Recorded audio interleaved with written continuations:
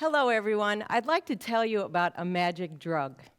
And that magic drug is something that is going to help you live longer and think better. And that magic drug is functional movement. I've been a fitness professional in the field of health and fitness for 30 years. And in these 30 years, I want to teach you some of the things that I learned along the way that might save you some time. And one of the things I learned is back in the 90s, there was a famous exercise physiologist named Dr. Ostrand. And I read an article by him called Why Exercise? And this is when I was introduced to the word function. Because Dr. Ostrand researched people that were centurions. And he researched centurions that lived longer. And he said, what's the common trait that all these centurions had? And that was that they moved a lot. So this was my first introduction to thinking of exercise and fitness as being outside the realm of working out in a fitness facility. Wow, functional movement, that's different. Then I read a book called Spark that connected research in the brain with movement. And the author of Spark talked about how people that moved a lot actually did better in school. They had higher grades. And he was looking specifically in this book at high schoolers.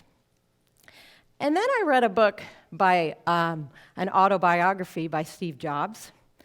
And most people in this book probably learned a little bit about computers and technology. But what I learned is that almost all the major decisions that Steve Jobs made, he was in a walking meeting. So it reinforced for me that concept of we can live longer, we can think better, and we might even be more creative with something that I call functional movement. So today I'm going to talk to you a little bit about functional movement and what it is, so you learn more about it too. So let's define the difference between movement and fitness. Movement is what we do naturally. I'm standing, you're sitting. That's a movement pattern. Fitness was invented by man to capitalize on movement. We started to realize that as a society, we're moving less. So how do we get more movement into our day? Most of us thought of it as planned exercise. We went to a fitness facility, we got on a treadmill. The treadmill is the #1 used piece of equipment in the fitness industry. For 8 years, I managed a fitness center in a large university. I was in charge of buying all this equipment. Did you know a piece of equipment like that costs about $7,000 in a commercial fitness setting? One day we had a problem. All of the treadmills were being used, and we blew a fuse. And I had an aha moment at that moment. I also had a very dangerous management day that day to deal with it. And my aha moment was, wait a minute, these things cost about $7,000 each, and we're running power to expend energy that we might have taken in too much of and stored on our bodies. So is that efficient? Then maybe what we could have done is actually walked to the building of this great big fitness center, touched it, and walked home, and got as much exercise, and saved a lot of resources. So I know physiologically, if you walk 2 miles and you run 2 miles, you get the same amount of exercise. It's just that one will take you longer, because it might take you longer to walk than to run. So that was my aha moment. At that point is when I kind of left management in fitness and went into academia and said, we need to learn more about this concept of functional movement. The baby boomers have grown up with this. And this is some baby boomers going to work. And we'll talk about this in a second. Whoa, that's not good.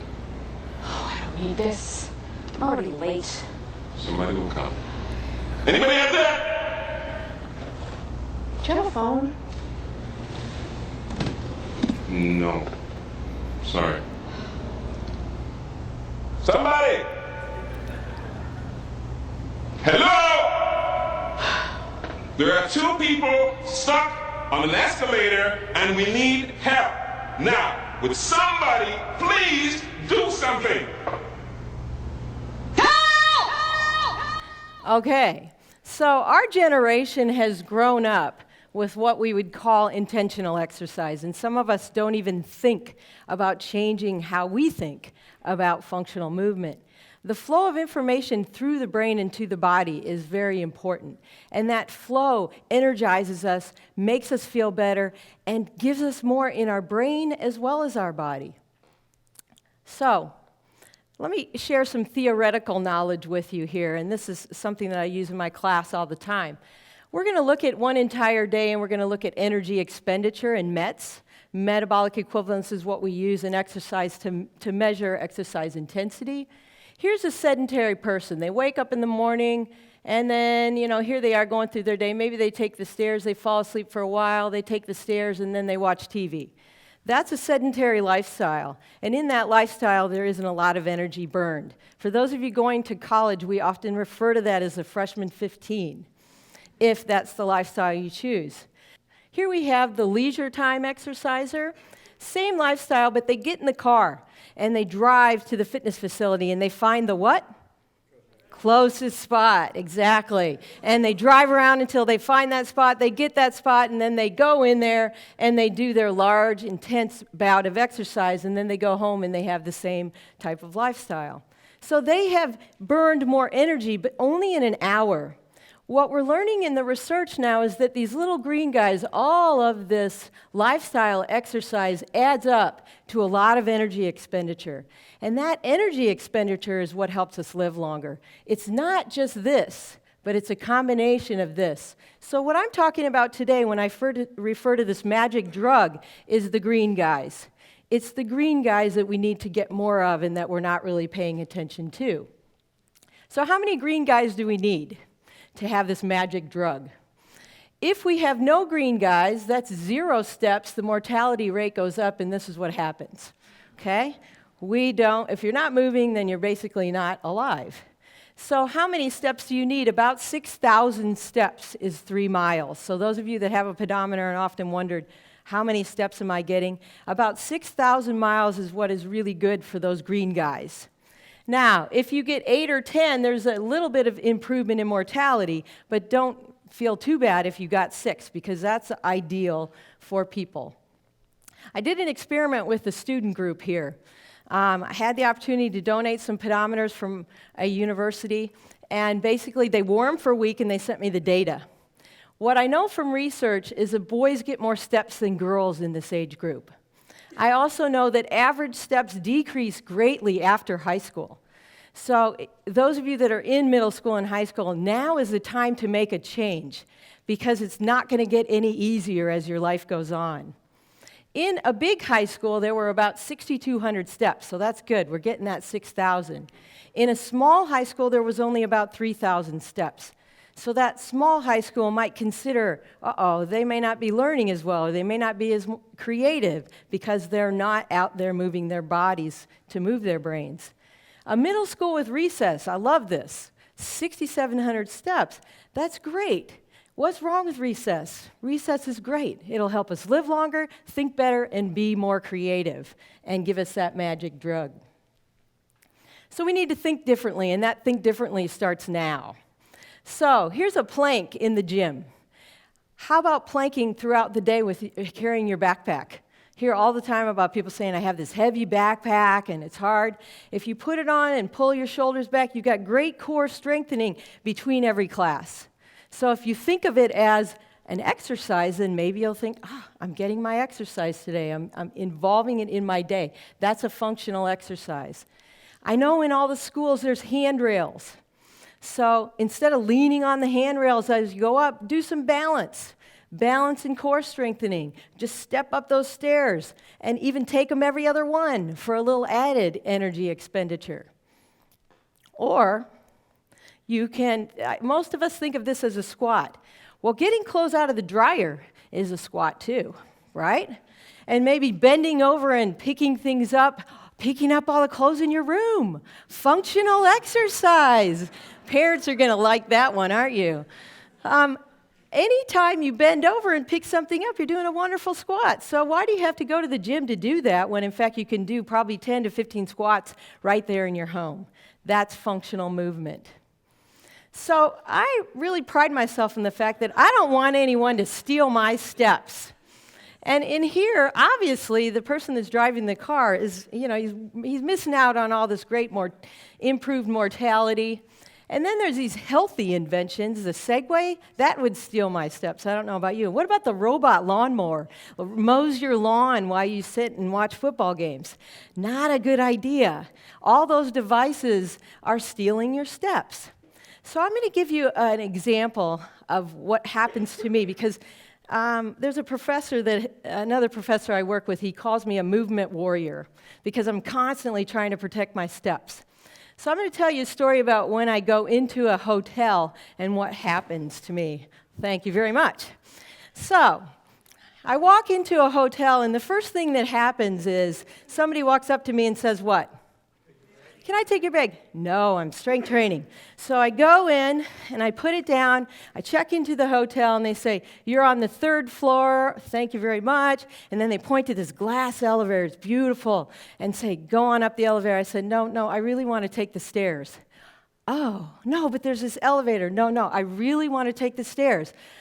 All right, so they point to the exit, and they say, go up. And so I put my bag in the other hand so I can balance my strength training, and now I'm walking, and what happens? 2 feet away from checking in, and somebody else says what? Take your bag. No, I'm strength training. So then I get up to my room, and now I'm happy. But in that 5 to 10 minutes, everybody has tried to do what? Steal my steps. If there's one thing that I want you to take from this today, it's that. Don't let people steal your steps, because they're a part of your health, and they're a part of your creativity, and they're a part of you making you feel good. So, 2011, there's new guidelines in exercise now, and we have a new term called neuromotor.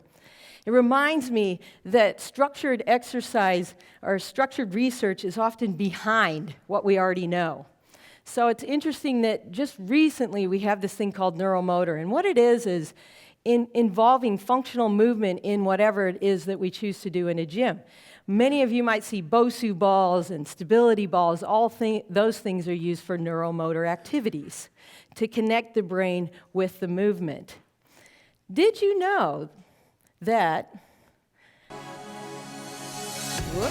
the gluteus maximus is the strongest muscle in your body? And what are you doing right now? So I want you to sample this drug with me right now. Come on, we're going to sample this, and I want you to start marching. I can't leave today without having some kind of sample of my new drug for you. Roll your shoulders. There we go. Oh, that feels good. Now reverse your circles. All right, let's bring our arms across, nice and easy. Oh, squeeze those shoulder blades. Very nice. All right. Look at how the energy is raised. Okay, bring your knee up. Bring your knee up if you can. Okay, come in with your brain here. I want you to do opposite hand to knee. Whoa, can you do that? Oh no. Opposite hand to knee. Good. All right, come back down. Now I want you to tap your toes and tap your wrists. The shin is your walking muscle. We're strengthening your shin right now. Keep strengthening, strengthening. Are you feeling your shin? Oh, good. Okay, relax. Bring your shoulders back. This is a balance activity. Stand on one leg. Can you roll your wrists while you stand? Can you roll your ankle, your wrists, and stand on one foot? Look at that balance. Here we got balance here, right here. We've been talking about it all day. Okay, switch to the other leg. Bring that leg up. Can you raise your arms up? New activity, snap your fingers. There we go. Well, relax. Now, don't sit down, because I can't have you sit down during this next slide, because there is this new research coming out, and I actually did part of my dissertation on this. There's a new disease, it's called sitting time. And what we have learned is that extended sitting results in metabolic alterations that cannot be compensated for by a single exercise session. So you can go to the gym, but if you sit all day, you have these metabolic alterations. When you sit, what happens is the blood flow doesn't go as easily up to your heart. So these metabolic alterations, what am I talking about? That would be having risk for stroke, having risk for high blood pressure. So you can't sit all the time. That's why I gave you a sample of the magic drug. I couldn't really talk to you about functional movement without having you stand just a little bit. You want to keep standing just for one more minute. And I want to show you that I'm going to challenge all of the high school and middle schoolers to get more creative with us having fun with functional movement. This is a group that decided to incorporate some fun on the stairs and to see if people chose to have fun and use their body to go up the stairs versus use the escalator.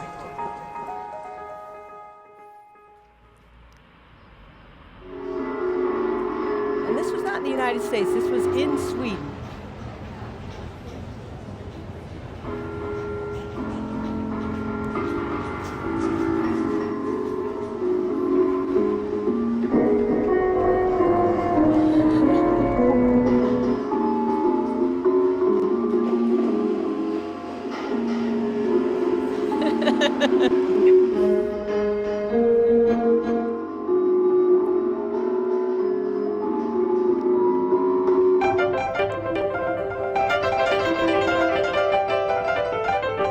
Look at that difference. Can we put the fun back in functional movement?